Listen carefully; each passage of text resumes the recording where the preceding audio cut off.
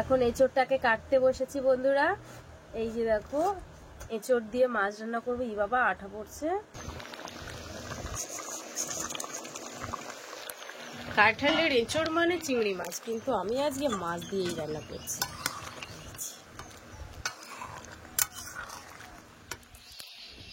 নমস্কার বন্ধুরা, আমি প্রিয়া সুন্দরবন কুকিং এ সবাইকে জানাই অনেক অনেক স্বাগত। তো বন্ধুরা, আজকে সকালবেলা কি রান্না করব বুঝতে পারছি না। বাবাও বাড়িতে নেই, মাও বাড়িতে নেই। মা ওদিকে গেছে মাঠের ডাল তুলতে, আর এদিকে দেখো আমি পুরো জাল নিয়ে এখন পুকুরে যাব মাছ ধরতে। তো চলো, সম্পূর্ণ পর্বটা সঙ্গে থাকো, সাথে থাকো, আশা করছি ভালো লাগবে।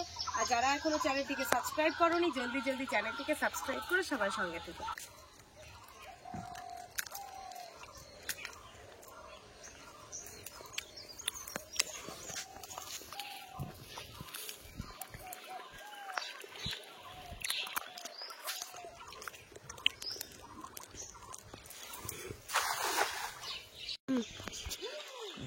একটা বড় মাছ পড়েছে রে। কি মাছ? বেরিয়ে যায়নি? না না, টানো দেখি আগে, টানো দেখি। না না, আছে দেখো।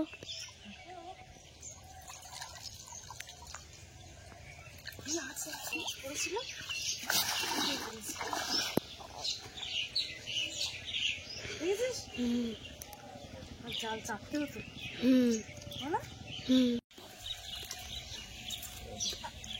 দাঁড়াইয়ের খাতা বেঁধে চাইছো,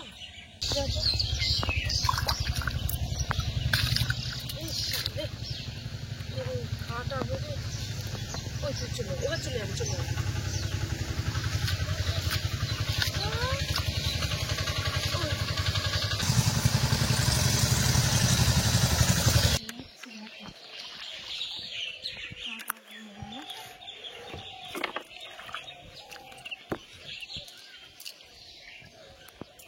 জালে ঘালে মাছ বেঁধে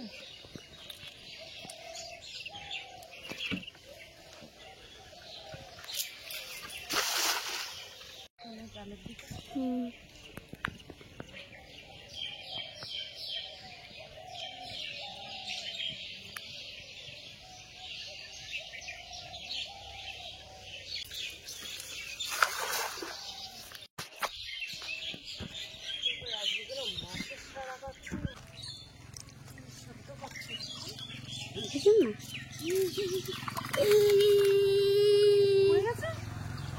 কি দেখতে পেয়েছিস? হ্যাঁ।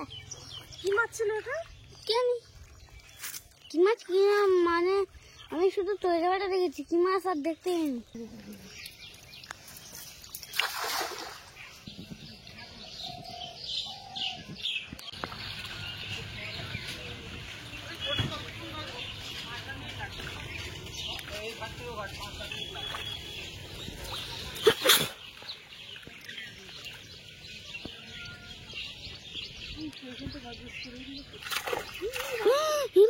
মাছ বলছি। চাপো। পাঁকে এত পরিমাণে দোষ, সেই তো সবে নাম। না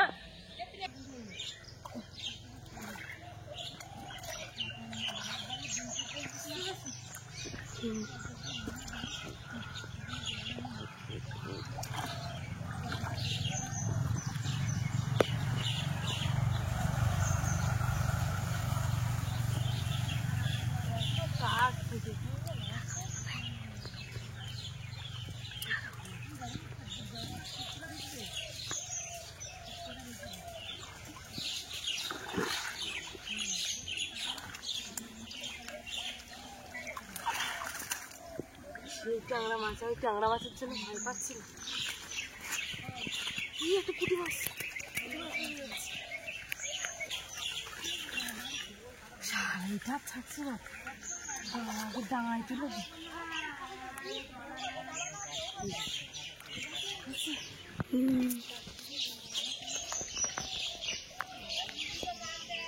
ভয় পায়। আগের বারে বড় একটা মাছ ছাড়িয়ে গেছিল তো।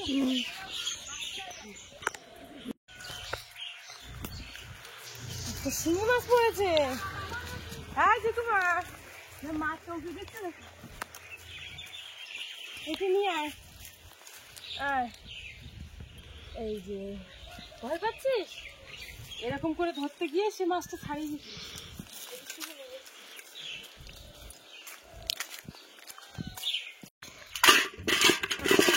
আস্তে আস্তে হ্যাঁ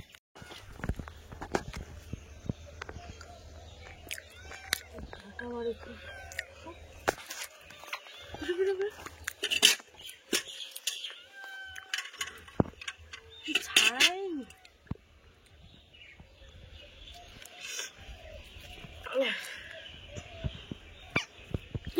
ডাকছে এই মাছ আর কথা বলে বলো?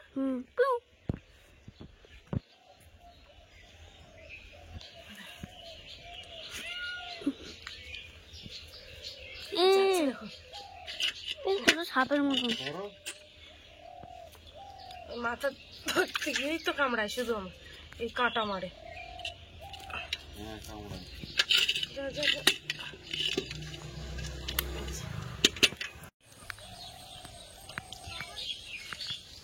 মাছও তো না খাল।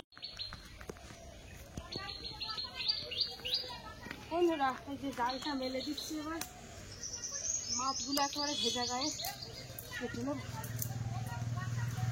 জালটা একটু ধরে দিই।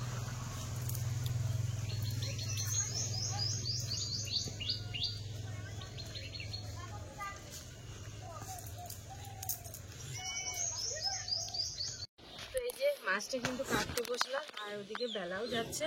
মাটি আজকে হয়তো মানে ওর ভাত রান্না করে দিতেই পারবো না হয়তো। এতক্ষণ মাছ ধরার পরে এই একটা পুঁটি মাছ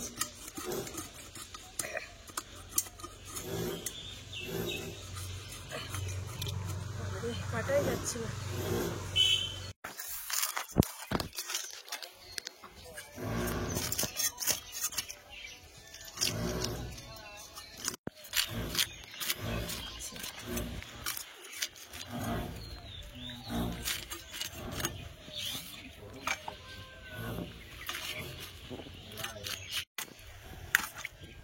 এই পেটে ডিম হয়েছে।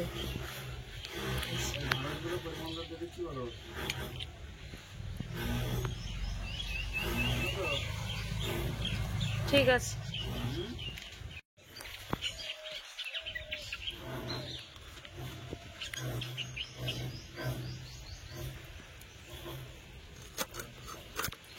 এইটা তোমার জন্য দেবো। হ্যাঁ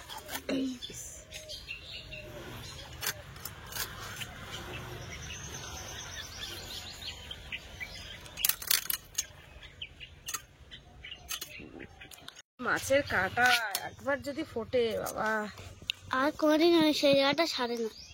বাবারে বাবা, আমার আগের দিন কাঁটা মেরেছে, এখনো ব্যথা। এর আবার গোপও হয়েছে দেখেছো? এই দুটো কাঁটা কাটতে পারলে আর কোনো সমস্যা নেই। এই মাছ খেতে কিন্তু খুব টেস্টি। কিন্তু ধরতে ধরতে অনেক সাবধান হতে হবে। একদম ধরতে গেলে সাবধান এই মাছ। আজকে কাঁঠালের এঁচড় দিয়ে মাছ রান্না করবো সব। বন্ধুরা স্নান করে চলে এসেছি ঝুড়ি নিয়ে। এখন বাগান থেকে কিছু সবজি তুলবো। এই যে গাছে বেগুন পুরো কালো হয়ে গেছে, বেগুন তুলে নেবো। আর প্রচন্ড রোদ পড়েছে, এই যে দেখো বেগুনগুলো কত সুন্দর। আর এই বর্ষার জল পেয়েছে তো, বর্ষার জল কিন্তু ইউরিয়ার কাজ করে।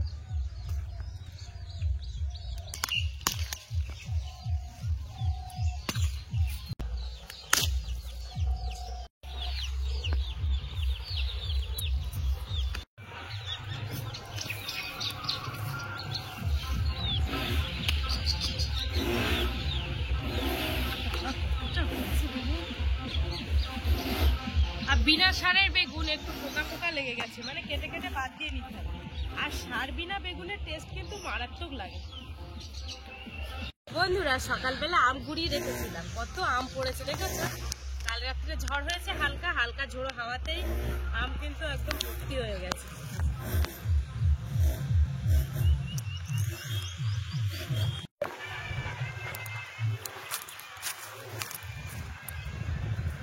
এই যে ঢেঁড়স বাগানে এসছি ঢেঁড়স তুলতে।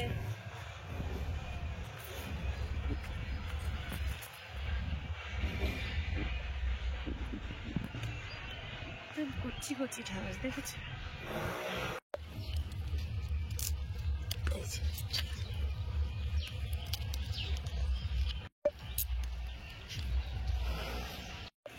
বন্ধুরা এই যে দেখো বাগান থেকে কত সবজি তুললাম। আর বাড়িতে সবজি লাগালে কিন্তু তুলতে বেশ ভালো লাগে। টানা রৌদ্রের মাঝখানে যদিও, তবুও কিন্তু তুলতে একটা আমেজ আলাদা, যে কেনা সবজি থেকে বাড়ির সবজি একটু আলাদা। তো বাপি এখন যাবে স্কুলে, তো এখন ওকে একটু স্নান করে নিয়ে আসি। বাপি চলো, সবজির ঝুড়ি এখানে থাক, আমি যাই ওকে স্নান করে নিয়ে আসি। আসো। গেঞ্জি খুলে দিয়েছো? ঝট করে একটা ডুব দিয়ে উঠতে হবে, আজকে একদম দেরি না, অনেক টাইম হয়ে গেছে। হ্যাঁ হ্যাঁ হ্যাঁ, জলে লাফ দাও, জলে লাফ দাও। বাহ, জলটা কি সুন্দর চকচক চকচক করছে। না বাপি, শুরু করো।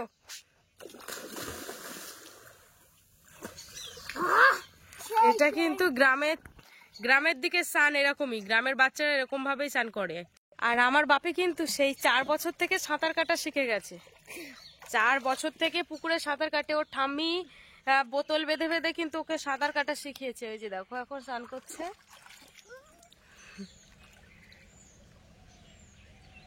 1 2 3 অ্যাকশন। এখন এঁচোড়টাকে কাটতে বসেছি বন্ধুরা। এই যে দেখো, এঁচোড় দিয়ে মাছ রান্না করবো। ই বাবা, আঠা পড়ছে, এ হাতে মনে হয় তেল মেখে নিতে হবে। এই এঁচোড়টা না মা কেটে দেয় সব সময়, যখন এঁচোড় রান্না হয় মাই এঁচোড়টা কাটে। একটু সরিষার তেল লাগিয়ে নি।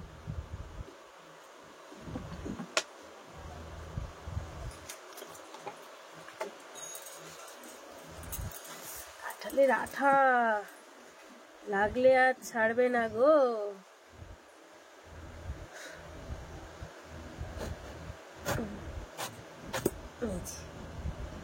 একদম আঠা।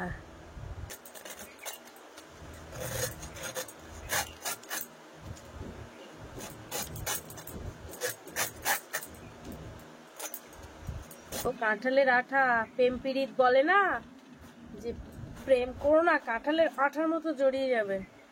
সত্যি সে জড়িয়ে যাওয়ার মতো অবস্থা হচ্ছে।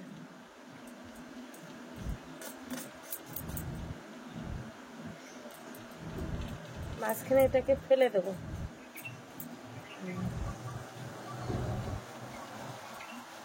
এটা একটু কচি আছে। আচ্ছা,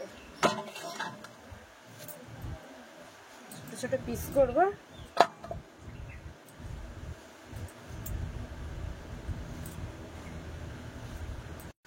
এই যে কড়াইটা কিন্তু বসিয়ে দিয়েছি, আর তেল গরম হয়ে গেছে। এখন মাছ ভাজবো। মাছটা দেখো, ফার্স্টে দেখে নেবো লাগছে কেমন। এই যে মাছ কিন্তু ভাজা হয়ে গেছে, আর খুব সুন্দর করে ছাকা তেলে লাল লাল করে ভেজে নিয়েছি। মাছ ভেজে যে কড়াইতে তেল আছে, এই তেলের মধ্যে দিয়ে দেব কাঁঠাল, তার সাথে দিয়ে দেব আলু। এবারে একসাথে খুব ভালোভাবে তেলের মধ্যে কষাই করে নিয়ে সামান্য পরিমাণে লবণ আর হলুদের গুঁড়ো দিয়ে কিন্তু কষাই করবে। কালারটা বেশি দেখাচ্ছে না, তো এবারে কিন্তু আমি এটাকে তুলে নেব। একবার কিন্তু হালকা হালকা সিদ্ধ হয়েছে। কড়াইতে আবার তেল দিয়ে দিয়েছি, এবারে দিয়ে দেবো পেঁয়াজ। যে শিলের উপরে আদা, রসুন, জিরে, মরিচ একসাথে বেটে নিয়েছি, নাড়াচাড়া করবো ভালো করে। পেঁয়াজটা কিন্তু লাল লাল হয়ে গেছে, আর এইবারে দিয়ে দেবো মশলা। এবারে দিয়ে দেবো লবণ, কারণ আগে যেহেতু লবণ দিয়েছি একটু পরিমাণটা কম দেবো। হলুদও কিন্তু আগে দিয়েছি, পরিমাণটা একটু কম দেবো। দিয়ে দেবো লঙ্কা গুঁড়ো। এবার একসাথে খুব ভালোভাবে মশলা কষাই করে নেব। এবারে দিয়ে দেবো কাঁঠালের এঁচোড় আর আলু।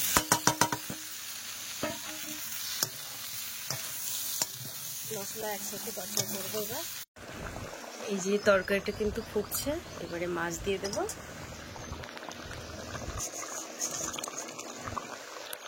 কাঁঠালের এঁচোড় মানে চিংড়ি মাছ, কিন্তু আমি আজকে মাছ দিয়েই রান্না করছি।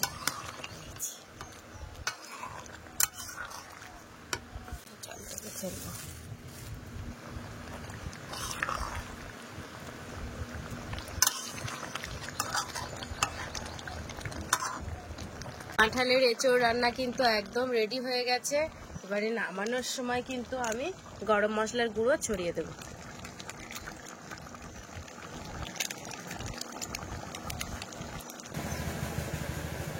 বন্ধুরা আজকে যেভাবে কাঁঠালের এঁচোড়টাকে রান্না করেছি পুরো মাংস ফেল।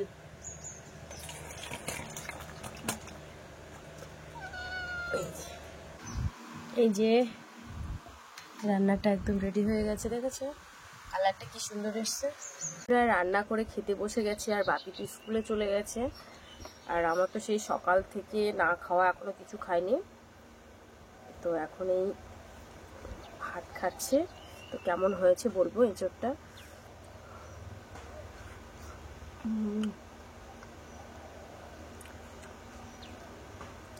এঁচোড়টা কিন্তু দারুণ লেগেছে।